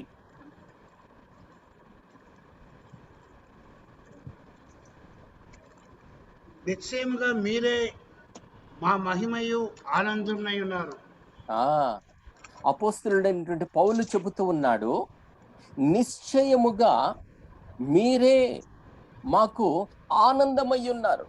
ఇంకా చదివితే మీరే మా యొక్క కిరీటమై ఉన్నారు, మీరే మాకు మహిమయ్య ఉన్నారు అనగా దేవుని ప్రియులారా, యేసుక్రీస్తు ప్రభు ఎదుట ఉంచబడినటువంటి ఆనందం ఏమిటో తెలుసా? నేను నీవు మనందరమే. మనందరి యొక్క రక్షణే యేసుక్రీస్తుకు ఆనందమై ఉన్నది. మనం ఎప్పుడైతే పాపముని విడిచిపెట్టి ఆయన యొక్క సన్నిధిలో రక్షణానుభవములోనికి వస్తామో అదే యేసుక్రీస్తుకు ఆనందమై ఉన్నది. అపోస్తలుడు పౌలు కూడా చెబుతున్నారు, మీరే మాకు ఆనందమై ఉన్నారు. ఆయన యొక్క సువార్త ద్వారా, ఆయన యొక్క పరిచర్య ద్వారా ఎందరెందరైతే యేసుక్రీస్తు యొక్క రక్షణలోనికి వచ్చి ఉన్నారో వారి నిమిత్తమే చెబుతున్నారు, మీరే మాకు అతిశయ కిరీటం, మీరే మాకు మహిమ, మీరే మా ఆనందమై ఉన్నారు. మనలో ఎంతమందికి చెప్పగలుగుతాం అట్లాగా? ఎంతమందికి మనం సువార్తను ప్రకటించి ఉన్నాం? ఎంతమందికి దేవుని యొక్క వాక్యాన్ని ప్రకటించడానికి మనము నిందలు మోసి ఉన్నాం, అవమానం పొంది ఉన్నాం, తృణీకరించబడి ఉన్నాం, మనం ద్వేషించబడి ఉన్నాం, మనము రిజెక్షన్స్ పాలయ్యి ఉన్నాము. అటువంటి సందర్భంలో ఎంతమంది గొణగకుండా, సనగకుండా, నిందలు మోపకుండా, కంప్లైంట్స్ లేకుండా దేవునికి స్తోత్రం అని మనం ఎంతమంది చెప్పగలిగి ఉన్నాం? కనుక రాత్రి సమయంలో దేవుని ప్రియులారా, ఒక విషయాన్ని మనం గ్రహించుకోవాలి, రిజెక్షన్స్ అనేవి లేకుండా రిజరెక్షన్ అనేటువంటిది లేదు. ఎంతగా రిజెక్షన్స్ ఉంటాయో అంతగా మనం మహిమను పొందుతాం. ఎంతగా ద్వేషాలు మనం పొందుతుంటామో, అవమానాలు పొందుతూ ఉంటామో అంత గొప్పగా దేవుని రాజ్యముల మహిమ భారం మనకు కలుగుతూ ఉన్నదని 2 కొరింథీయులకు రాసిన పత్రిక 4వ అధ్యాయం 16, 17, 18 వచనాలు చదివితే మనకు అర్థమవుతూ ఉంటుంది. కనుకని దేవుని ప్రియులారా, మనము జాగ్రత్తగా ఆలోచించాల్సింది. సమయం అయిపోయినది కాబట్టి నేను 2-3 మాటలు చెప్పి నేను ముగిస్తాను. నిందలు, అవమానాలు, పరీక్షలు, తృణీకరణలు, డిస్పైస్మెంట్స్, రిజెక్షన్స్, ఇవన్నీ గనక మనకు వచ్చినప్పుడు ఇది దేవుని వలన కలిగినటువంటి కార్యము అని నీవు తీసుకోగలిగినట్లయితే, ఎవరి ద్వారా అయితే నిందలు, అవమానాలు కలుగుతూ ఉన్నాయో వారిని క్షమించి వారి మీద తిరిగి నింద మోపకుండా వారి గురించి మనం ప్రార్థన చేయగలుగుతూ ఉంటామో అప్పుడు దేవుడు మన యొక్క క్యారెక్టర్స్ అన్నిటిని మారుస్తూ ఉంటాడు. మన చుట్టూ జరిగేటువంటి 2 సందర్భాలు, లేదంటే 2 విషయాలు మనం గ్రహించినట్లయితే మనం అర్థం చేసుకోగలుగుతాం. ఒక మ్యాంగో ట్రీ చూడండి, మామిడి చెట్టును, మామిడి కాయలు కాసి పండి బాగా రైపన్ అయిపోయి జ్యూసీగా వచ్చింది అనుకోండి, ఎక్కువ కాలం మామిడి చెట్టు తనతో ఉంచుకోదు, అది రిజెక్ట్ చేస్తుంది. ఆ రీతిగానే గర్భవతి అయినటువంటి స్త్రీ తన గర్భంలో ఉన్నటువంటి ఫీటస్, బిడ్డ తన 9 మాసాలు మోసిన తరువాత ఇంకా ఉంచుకోదు. తల్లి యొక్క శరీరం బిడ్డను రిజెక్ట్ చేస్తుంది, బయటకు పంపించేస్తుంది. ఆ రీతిగానే మనం ఈ లోకములో ఉన్నాము దేవుని ప్రియులారా. ఈ లోకములో ఉన్నప్పుడు ఈ లోకము మనల్ని తృణీకరించాలి, ఈ లోకము మనల్ని రిజెక్ట్ చేయాలి, ఈ లోకము మనల్ని డిస్పైస్ చేయాలి, విసర్జించాలి. అప్పుడే మనం బయటికి రాగలుగుతాం. అప్పుడే రిజరెక్షన్లో మన ప్రభువైన యేసుక్రీస్తు రాకడలో మనం వెళ్ళగలుగుతాం. మనం ఇంకా రిజెక్షన్లోనికి పోకుండా, తృణీకరింపబడకుండా, నిందలు, అవమానాలు మోయకుండా ఈ లోకంతో కలిసి ఈ లోకాస్యలతో మనం జీవించినట్లయితే రిజరెక్షన్ అనేటువంటిది, పునరుద్ధానం అనేటువంటిది మన యొక్క జీవితాల్లో ఉండదు. అందుచేతనే దేవుని ప్రియులారా, ఎప్పుడైతే ఈ లోకం మనల్ని నిందిస్తూ ఉంటుందో, తృణీకరిస్తూ ఉంటుందో, విసర్జించి ఉంటుందో, అప్పుడు మనం ఏం చేయాలి? సంతోషించాలి, ఉత్సహించాలి, గంతులు వేయాలి. ఎందుకు? మన యొక్క విమోచన దినము దగ్గర ఉన్నది, సమీపంగా ఉన్నది. మన ప్రభువైన యేసుక్రీస్తు మేఘారూఢుడే రానయ్యున్నాడు. నేను గనక రిజెక్ట్ చేయబడితే లోకము చేత దేవుడు నన్ను స్వీకరిస్తాడు. ఇది దేవుడు చేసినటువంటి కార్యం, ఇది యెహోవా వలన కలిగినటువంటి కార్యం, మనుష్యులు చేసినది కాదు. మనం రైట్ స్పిరిట్ తోటి రాత్రి సమయంలో ఒక్కసారి దేవుని వైపు చూచి మన యొక్క లోటుపాట్లను సవరించుకుందామా? మన యొక్క జీవితాలను మనం మార్చుకుందామా? ఎప్పుడు చూసిన కీచులాటలతోనే ఉన్నట్లయితే, ఎప్పుడు ఒకరికి వ్యతిరేకంగా కొట్టుకుంటూ తిట్టుకుంటూ మనం దూరంగా ఉన్నట్లయితే మన కుటుంబాల పరిస్థితి ఏమవ్వాలి? మన సంఘ పరిస్థితి ఏ రీతిగా ఉండాలి? మన పిల్లలు మనల్ని చూస్తూ ఉండరా? మన సహోదరులు మనం చూస్తూ ఉండరా? కనుకనే దేవుని ప్రియులారా, యథార్థమైనటువంటి హృదయం మనలో కావాలి, ప్రశస్తమైనటువంటి క్యారెక్టర్స్ మనలో కావాలి, అమూల్యమైనటువంటి గుణాలు మనలో కావాలి. ఇవన్నీ కావాలి అంటే మనం ప్రభు పాదాల చెంతకు చేరి ఆయన క్షమాపణ కోరికనయ్యా, ఇక ముందు నుంచి నేను నీ వైపే చూస్తాను, ఎన్ని అవమానాలు, తురినీకరణలు, విసర్జనలు వచ్చినా సరే అది నీ వలన కలిగిందని చెప్పేసి ఆయన్నికి ధ్యానం చేసుకుంటూ ప్రార్థన చేసుకుంటూ మన యొక్క జీవితాలను గడుపుదామా? ఆ రీతిగా గనక చేసినట్లయితే దేవుడు ఎంతో గొప్పగా ఆశీర్వదిస్తాడు, ఎన్నో ఫలాలు మనకి ఇస్తాడు. దేవుని యొక్క రాజ్యములో మన కొరకు సింహాసనం ఏర్పాటు చేసి మనల్ని తీసుకోవటానికి ఆయన మరలా రాని ఉన్నాడు. ఆ దినము నిమిత్తం మనందరం సిద్ధపడదామా? మన లోటుపాట్లన్నీ ప్రభు సన్నిధిలో పెట్టి రాత్రి సమయంలో క్షమాపణ కోరికని దేవుని కొరకే మహిమార్థమే జీవించగలిగేలా దేవుడు తన యొక్క పరిశుద్ధాత్మను మనలో నింపి మనల్ని నడిపించును గాక. దేవుడు మనల్ని అందరినీ దీవించి ఆశీర్వదించును గాక. May God bless you all. ప్రభు నామానికి మహిమ కలుగును గాక. అందరికీ వందనాలండి. Praise the lord.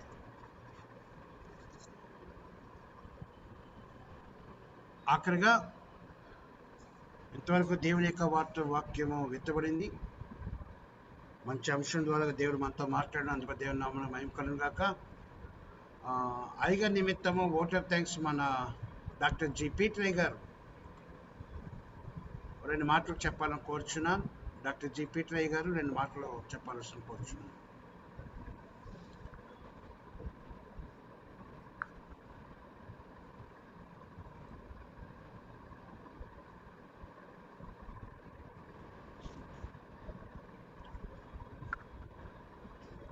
దేవుని నామమునకు స్తోత్రములు కలుగును గాక. బృహదారణ్యోపనిషత్తులో ఒక మాట ఉందండి. అంకల్ వాయిస్ బ్రేక్ అవుతుంది అంకల్.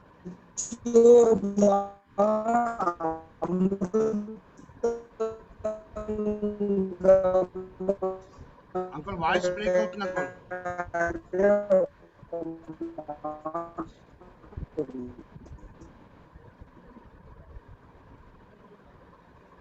అంకల్ వాయిస్ బ్రేక్ అవుతుంది అంకల్. డాక్టర్ గారు కూడా అంకుల్ వాయిస్ రావట్లేదు, బ్రేక్ అవుతుంది. హలో క్లియర్ గా లేదు ఇప్పుడు లేదమ్మా. ఇప్పుడు క్లియర్ అయింది. ఈ ఫోన్ బాగుంది అంకుల్, ఈ ఫోన్ బాగుంది.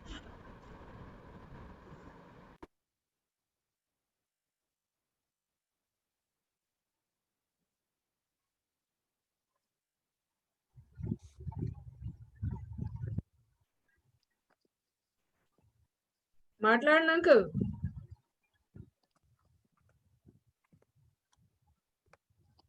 అన్నా డిస్కనెక్ట్ అయ్యారా? వస్తున్నారు అన్నారు.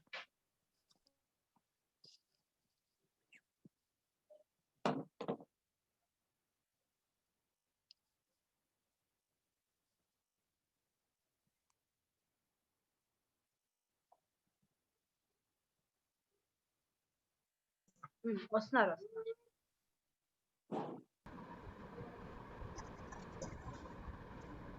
మాట్లాడండి. వినపడుతుందమ్మా?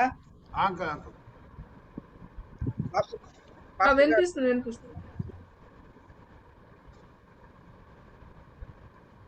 దేవుని నామమునకు స్తోత్రములు కలుగును గాక. మేరీ వినపడుతుంది కదా? వినిపిస్తుంది. దేవుని నామమునకు స్తోత్రములు. మరొకసారి ఈరోజు డాక్టర్ గారు మంచి సందేశాన్ని ఇచ్చారు మనకు. అందును బట్టి దేవుని నామమునకు స్తోత్రములు.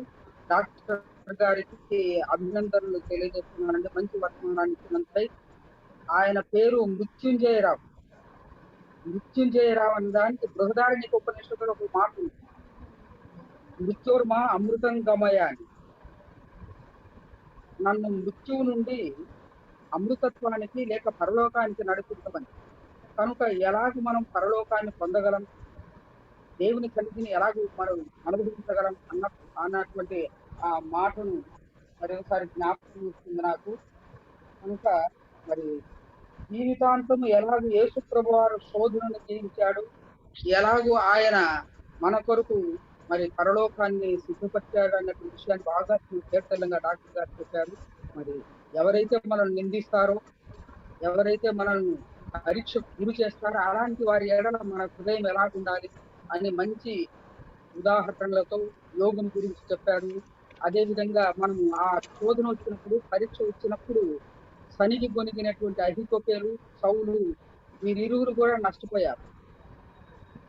అలాగే మనం ఉండకుండా ఉండాలని, అదే విధంగా శోధన వచ్చినప్పుడు మనం ఎవరైతే మనల్ని పరీక్షకు గురి చేశారో అలాంటి వారి నిమిత్తం మనం ప్రార్థించాలని, మనం యథార్థ హృదయంతో మరి గుడ్ స్పిరిట్ తో మరి రైట్ స్పిరిట్ తో ఉండాలని చెప్పేసి డాక్టర్ గారు చెప్పారు. మరి మంచి అందించారు. ఎందుకంటే నిజంగా మరి కష్టాలకు గురి చేసేటువంటి వారి నిమిత్తం మనం ప్రార్థించవలసినటువంటి వారు ఉంటున్నాం. మనకి ఈ విషయంలో యోగు దృష్టాంతాన్ని మనకు తెలియజేశారు. నిజంగా మరి యోగు రెండంతల ఆశీర్వాదాన్ని పొందాడట. అలాగే మనం మరి మనం నిందించే వారి కొరకు, హింసించేటువంటి వారి కొరకు ప్రార్థన చేద్దాం. మరి యథార్థ హృదయంతో మనం జీవించి ముందుకు సాగినప్పుడు ఎలాగైతే యేసు ప్రభువు వారు మరి తండ్రి కుడిపార్శ్వను చూస్తున్నాడో అలాగే మనకు కూడా మరి ఆయన ఏర్పాటు చేసినటువంటి ఆ స్థలములోకి ఆ బహుమానం, ఆ కిరీటం పొందడానికి మనం కూడా యోగ్యులు అవుతామని చెప్పేసి మంచి వర్తమానాన్ని అనుగ్రహించినటువంటి డాక్టర్ గారికి మరొకసారి వందనాలు తెలియజేస్తూ, దేవునికి స్తోత్రం తెలియజేస్తూ 2 మాటలు చూపిస్తాను. అయ్యగా నిమిత్తము ఒక మాట చెప్పి మనం క్లోజింగ్ ప్రేయర్ చేసుకుందామండి. మృత్యుంజయ గారు మనకు మధ్య రావడము ఎంతో ఆశీర్వాదము. 1 సంవత్సరం నుంచి అయ్యా మా సంఘానికి రండి అని చెప్పి వారిని పిలిచినప్పుడు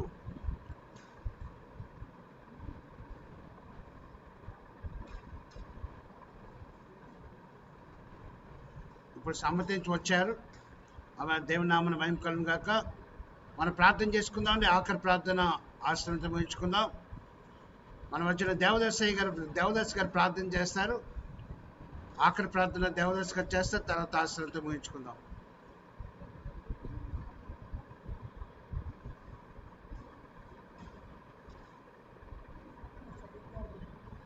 స్తోత్రం నా తండ్రి, ప్రభు కలిగిన దేవ, అద్భుతకరుడా, ఆశ్చర్యకరుడా, స్తోత్రం నాయన.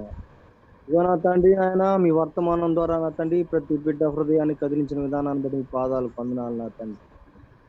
అయ్యా నా తండ్రి నాయన, మాతో మాట్లాడినటువంటి మాటలను బట్టి మీ పాదాలు పొందనాలు అయ్యా. అయా అద్భుత రీతిగా మాట్లాడిన మాటలను బట్టి మీ పాదాలు పొందనాలు నా తండ్రి. అయా మీ సేవకుడిని వాడుకున్న విధానాన్ని బట్టి మీ పాదాలకు వందనాలు నా తండ్రి. ఆ బలంగా వాడుకున్న తండ్రి నా తండ్రి, మంచి బలాన్ని మంచి ఆరోగ్యాన్ని ఇచ్చి ఆ బలంగా వాడుకోమని మీ పాదాల బట్టి బతిమలాడుతున్నారు తండ్రి. విజయం ప్రేయర్ని ఆశీర్వదించండి అయ్యా. విజయం ప్రేయర్లో ఉన్న ప్రతి ఒక్క బిడ్డని ఆశీర్వదించండి నా తండ్రి. ఈ విజయం ప్రేయర్లో పనిచేస్తున్న ప్రతి ఒక్క బిడ్డని ఆశీర్వదించండి నా తండ్రి. అయా వాక్యం చెప్తున్న ప్రతి సేవకుని ఆశీర్వదించండి నా తండ్రి. వారి కుటుంబాలను ఆశీర్వదించండి అయ్యా. ఎవరైతే ఇబ్బందులు ఎక్కడుతూ ఉండారో వాళ్ళని ముట్టి స్వస్థపరుచున్నారు తండ్రి. అనారోగ్యంతో ఉన్న వాళ్ళని ముట్టి స్వస్థపరచండి నా తండ్రి. వారికి ఉన్న ఇక్కట్లు తీసివేయండి అయ్యా నా తండ్రి. ఈ విజయం ప్రేయర్ని ఆశీర్వదించి విస్తరింపజేసి మీకు మహిమార్థంగా వాడబోడు కృప చూపమని సమస్తం మీ హస్తాలకు అప్పచెప్పుకుంటూ నజరేయుడైన యేసు క్రీస్తు పరిశుద్ధ నామమున ప్రార్థన చేసి అడిగి వేడుకొనుచున్నాము తండ్రి. ఆమేన్. పరలోకమందున మా తండ్రి, నీ నామం పరిశుద్ధవచ్చును గాక, నీ రాజ్యం వచ్చును గాక, నీ చిత్త పరలోకం నెరవేర్చినట్లు పొందేరని గాక.